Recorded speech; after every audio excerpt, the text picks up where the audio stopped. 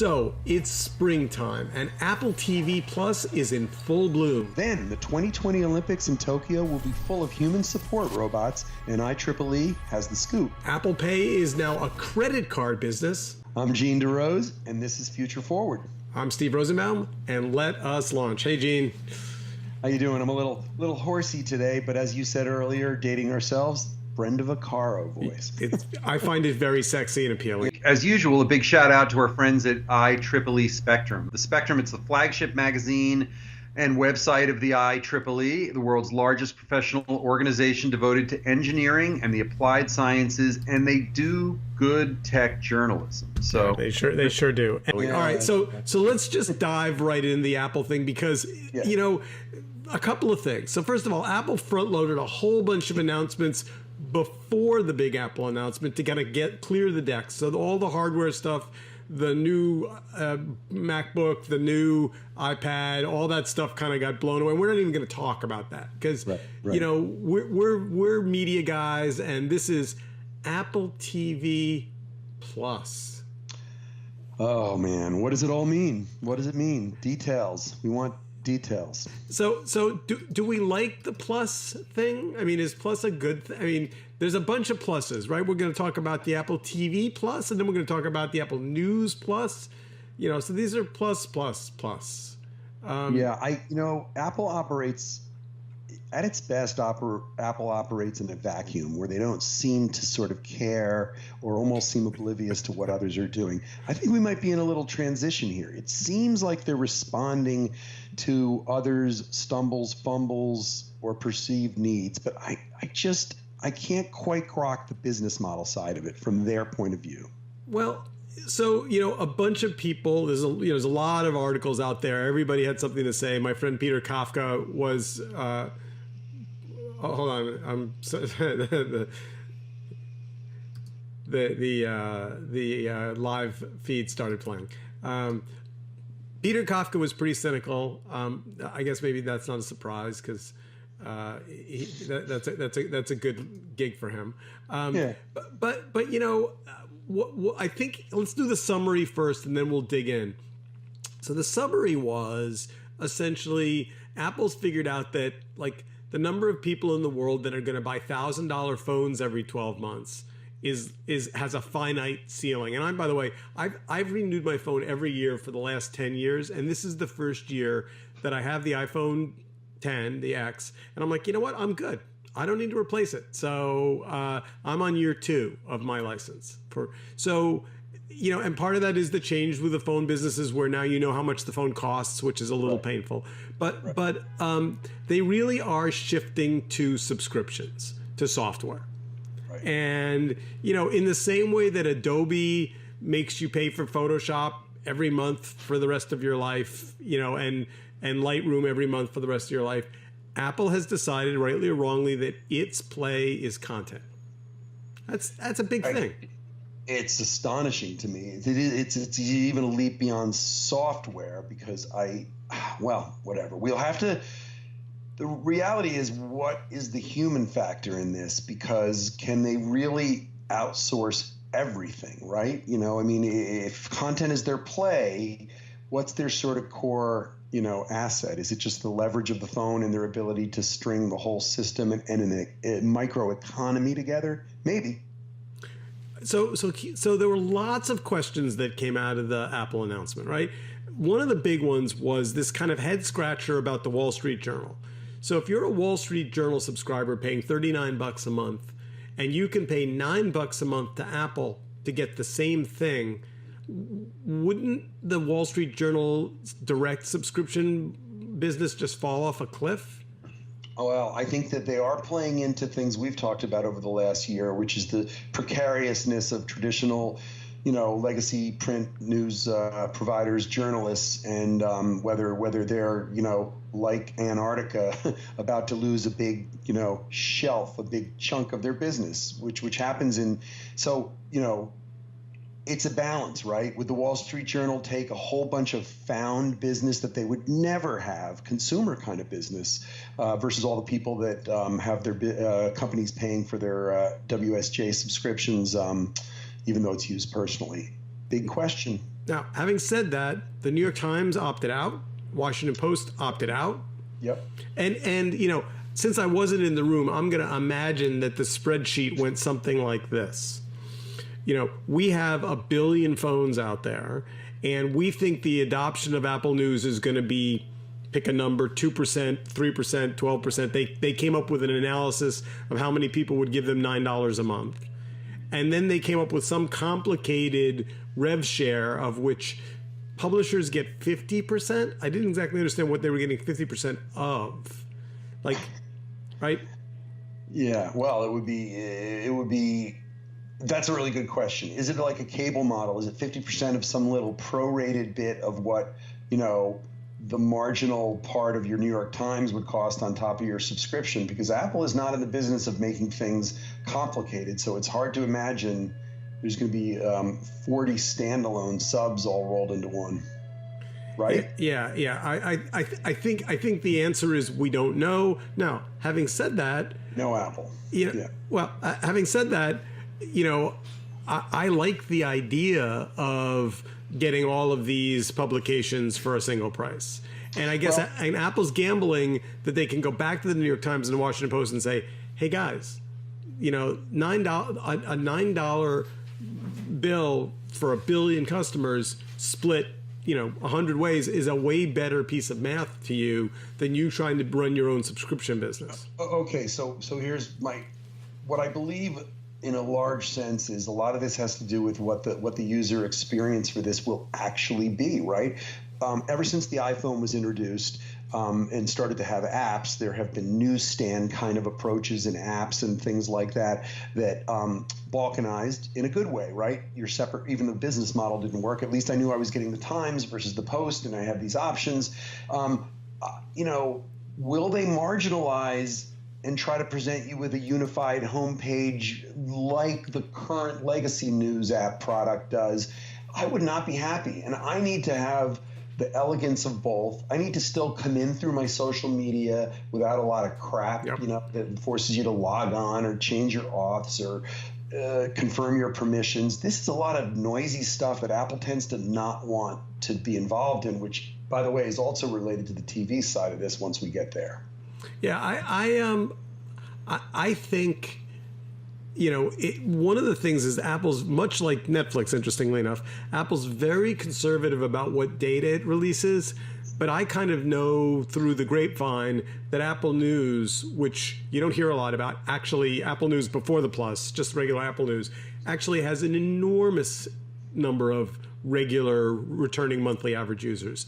And part of that is because it's on the homepage of the phone, and part of this because it's pretty well curated. And by the way, you know, points to Apple for talking about human curation as being kind of critical to part of the offering. That made me happy. I don't know. Do you think, I mean, I guess I feel like I'm such a news junkie that anything looks good to me. And the immediacy and the meta newsness of what a lot has gone on lately with you know, Trump and everything means you're always going to get hot and heavy things. But I guess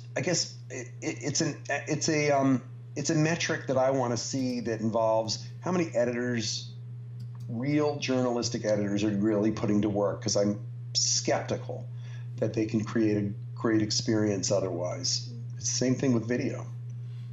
Yeah, you know.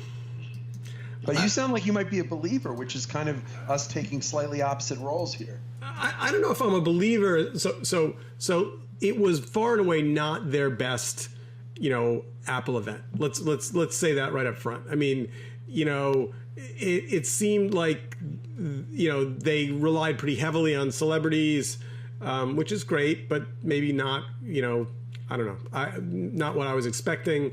That being said, though, let me tell you what I like, and then we'll get to Apple TV Plus. I like the simplicity of multiple publications in a single $9 app. I like the price point. I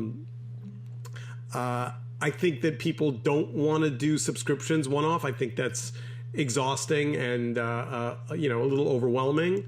And I think the devil's in the details. And And to your point, I mean, it sounded from the announcement like it was going to be available today, and we both went and looked, and it doesn't seem like it's quite there. Yeah. But I'll do my free month. Yeah, I mean, I guess. I remember Flipboard, which sort of still exists, but doesn't. Yep. That's the closest thing I've seen before it kind of became a little bit irrelevant to something that possibly offered you the best of both worlds, visually oriented and graphical, and somehow did a good mix of the default stuff being okay and you being able to self-select additional things. The financial model and everything else was never going to work. But it's going to be very interesting to see. And by the way, a quick comment on the presentation, because it really matters.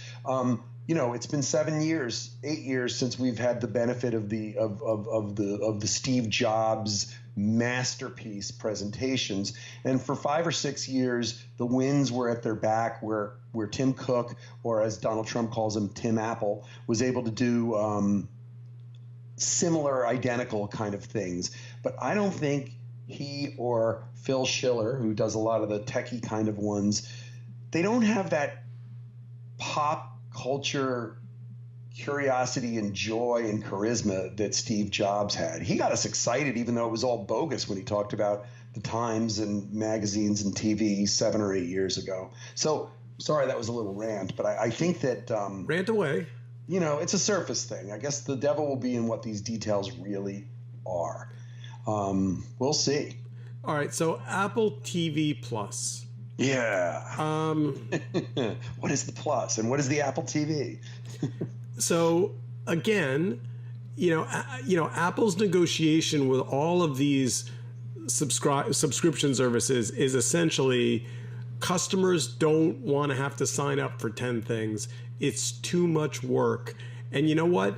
If they can get 8 of them and they can get them for a single price, maybe the other 2 not so important. So I assume the negotiations, with the potential partners was not entirely elegant. And Netflix opting out is meaningful.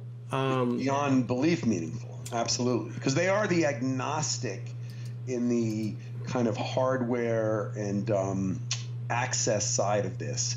And so you would think that would be a big deal to them. Because obviously Amazon is not going to play friendly ball with them. So, what are we left with? Now, having said that, they're going to be on a lot of devices. It's not Apple only, so they're going to be on all kinds of smart TVs. And, if you've ever tried to experience any of the homegrown smart TV apps that, exist kind of on Samsung, for example, they're terrible. They're terrible. So, So who should wake up this morning concerned about the Apple announcement? I'm going to throw one out there that may surprise you. Throw it. Roku. That makes sense to me. I totally agree that fringe but elegant alternative options, maybe even including kind of OTT, roll your own in general, but certainly including Roku, I think they're in trouble. Yeah. TiVo, obviously, just because they're, long in the tooth, et cetera. But I think the biggest surprise of the Apple TV Plus announcement for me was the September rollout. Yeah.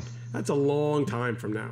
It's more vapory than we're used to from them, and it has the feel of trying to strategically insert themselves in and around other people's actions and announcements, right? It has a feel like getting in front of someone else's attention, or maybe there's a negotiating ploy, maybe they're trying to scare some people. One thing we haven't talked about, though, you referenced it, is Samsung, and it's true. The interface that the TV has, much like the on-demand for the carriers, is clunky and terrible. But Samsung does have a more solid foot in the TV to match the phone, kind of hardware. And I guess based on what you said earlier, you would say that's not central because they're moving away from caring about the hardware. But I don't know. Remember all the rumors about an Apple TV? Oh yeah, right. Steve Jobs' dying thing was, "I've cracked the code." We never found out what that was. So I think a couple of things about my take on this. So I moved my Apple TV from my living room into the bedroom 6 months ago, and once I got comfortable with the Apple TV remote, which is its own kooky kind of thing, and you have to get used to it, I'm leaning toward the Apple TV device being my first stop when I turn the TV on at night. That's a shift for me, and that comes before Apple TV Plus. Yeah, I've played around, but I've never owned an Apple TV. I've never found it to be what I wanted. $99, go nuts. Yeah, exactly. By the way, because I like the way you were going with the, what is your remote? What is your point of presence? Our friend Josh Harris, a long time ago, and before he even became famous for, inventing or articulating reality TV, said, someday your phone is going to be the remote to your life. And I actually think that's the play for Apple, more than anything. Whatever that means, can I access? And I do. I use the sort of beam to my TV all the time. So I don't know if that's an angle on this or not, because that's not a business. All right. Well, let's get to that in a moment, because we're going to end the pod this week with a conversation about Apple Pay, which is its own thing. Let's go to chapter 2. Yeah. We'll do a little robot refresher, have a little spring cleansing breath of robots, and then we'll move back to Apple for chapter 3. So IEEE Spectrum this week has a terrific piece about the Tokyo 2020 robot project, and I read it somewhat cynically, and then by the end I was like, okay, I buy it. Like that's the right venue to test kind of, and I never heard that acronym before, the Human Support Robot. Have you ever heard HSR? Is that a thing? Yes, I have, because I have some friends who, a lot of ex-IBMers that have had long relationships because of ThinkPad with Japan. And look, the backdrop of this is Japan is trying to take a problem, their aging population, and turning it into an opportunity, which is that the entire world is aging, and support robots for aging and infirm humans is a big trillion-dollar deal. So explain to me in non-science fiction-y terms. The robot lifts you out of the bed, the robot puts you in a wheelchair, the robot gets you a cup of water. What is it like what are we going to see? The robot may wash you, the robot may be a support for you to walk, the robot may be ears for your terrible ears, and eyes for your terrible eyes. The robot will be, now there's a whole dynamic that's emerging around personality and gender, and is it your friend, or are you supposed to say thank you? My Google, I'm not going to say hey Google because it's going to answer, is now complimenting me whenever I say please and thank you. Is that true? That's so creepy. It's crazy. I'm especially happy you said that, Gene. Anyway. So if you say something racist or hateful or Nazi propagandist, does it say, Gene, that's inappropriate language for... that's more than an offhand joke. It's the problem with these things. They don't have the nuance to be able to do more than just do silly token blunt instrument gestures. So anyway, back to Dodge. The point is, there's a wide range of things, and we're learning more. Strength, lifting, there's a lot there, and I think there's also the idea that we don't know what there is going to be there, and they have a good confluence to have the Olympics as an opportunity to showcase and draw the world's attention. So on the IEEE Spectrum site, there's a video of a human support robot, and sometimes video is better than text. It actually shows you it in operation. The robot comes and brings you food, and it's like, I think that it's hard to understand how important mobility and support is unless you don't have it. And that's right. So there's also, according to our friends at IEEE Spectrum, there's going to be a whole robot delivery system also in operation in the 2020. And by the way, just for those of you who have forgotten, the 2020 Olympics is not far away. I mean, it's not far away.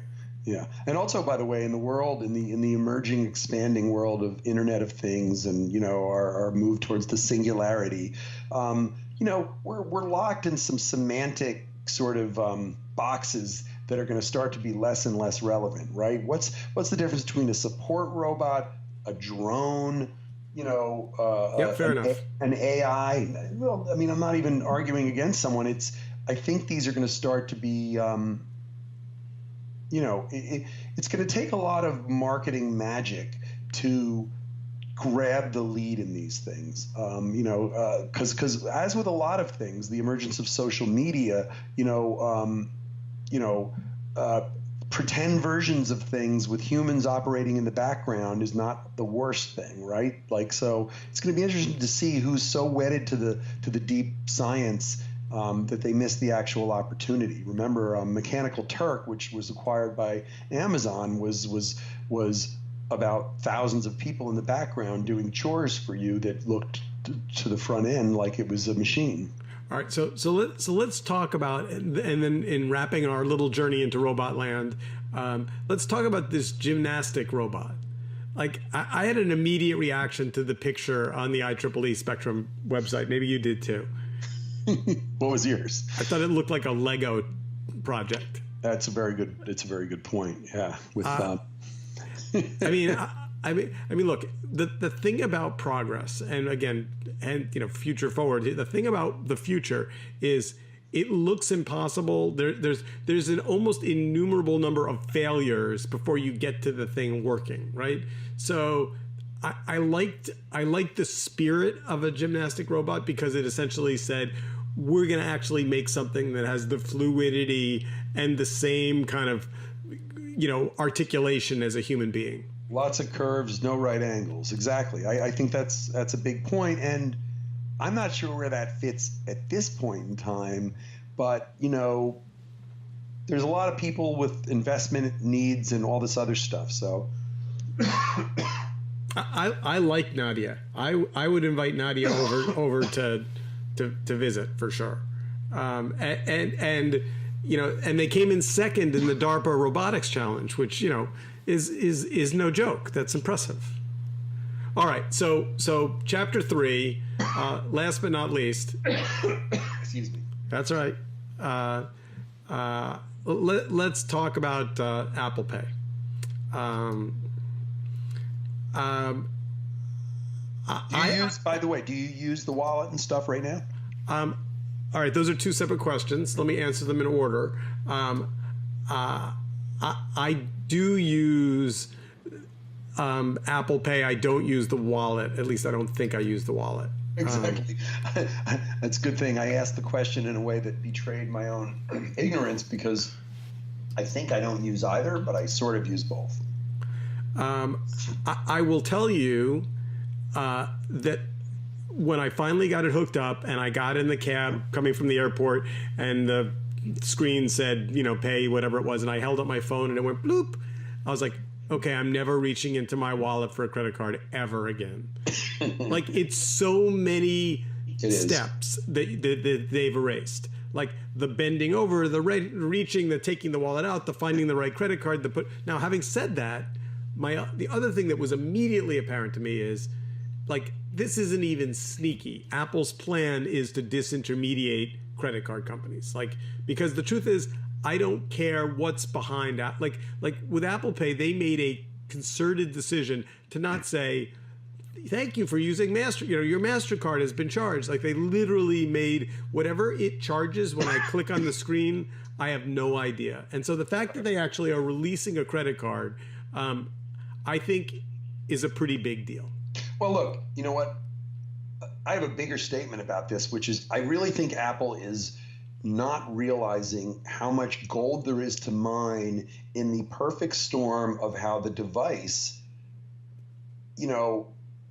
can change the user experience so dramatically that they own the future in so many little nuanced parts of our lives that I don't really understand why they're bothering with content when it comes to something like this. Because, sure, they're disintermediating with a business strategy that's all gold, but it's also a great thing that needs to happen because it's a stupid, clunky, old, insecure process. So it's pretty fascinating to me. There were two announcements that I pulled out of the credit card announcement that were relevant. One was that they've now hidden the card number and the security number. That's all invisible, and it changes every time you use it. So, a credit card fraud, at least as we've known it, goes away because you get the number. The number's a one-time use number, and it vanishes. Right. The other thing which they kind of threw into the announcement was that they're going to power transit systems, including New York. Wow. And, I don't quite, there's a lot of little turnstiles that need to have an NFC reader snapped onto them in order for that to work. So nothing happens fast in the New York subway. So I don't quite. Right. But it is something that is of such gigantic, efficient benefit, scope that it makes a lot of sense. And so, boy, the whole New York transit system is going through a reorg and everything, which it does every 5 years. They would be very well served by jumping on this in a large way. So do you buy that the credit card's going to be available this summer? That I don't know. There's a backdrop to all of this, which is, are we being, unfair to large parts of our society if we're going so fast to cashless and digital in a way that puts space between people? Completely separate topic. But by the way, I also have one more thing when it comes to managing money that has been the reason why I haven't gone there. I believe Apple has been dogmatically and ideologically against helping groups of people share their Apple and their iOS experience, and in particular families. So, whether it's spouses or kids or multiple users or family sharing, it is a muddle. And, I think solving that is a big deal and a big opportunity. And someone might come in right from under them and co-opt that. Do you pay for Apple Music? Nope. I don't either. Now, the numbers, by the way, which I was reading yesterday before the stream, the numbers are huge. Apple Music.